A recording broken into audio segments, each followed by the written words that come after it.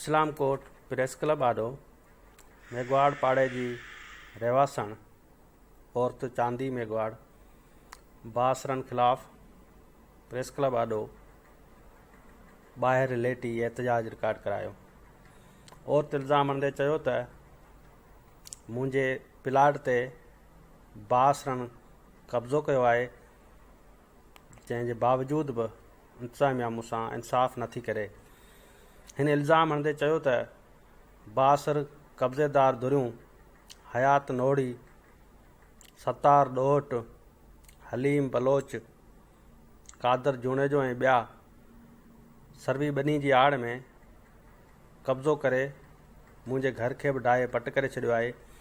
हिन चयो त ॼाणायल धुरियूं शहर जे चो तरफ़ कब्ज़ा करण में मसरूफ़ आहिनि ऐं हू ग़रीब जे प्लाटनि ते कब्ज़ा करे विकिरो करण में रुधल आहिनि। और हीअ औरत मुसलसिल 3 खां 4 ॾींहंनि खां इस्लाम कोट प्रेस क्लब आॾो एहतजाज करे रही आहे। हीअ चवे पई त आउं ग़रीब मिसकीन आहियां, मुंहिंजो केरु बि वारस न आहे, मुंहिंजे प्लाट ते कब्ज़ो करे बासरनि धुरनि मूंसां ज़ुल्म कयो आहे।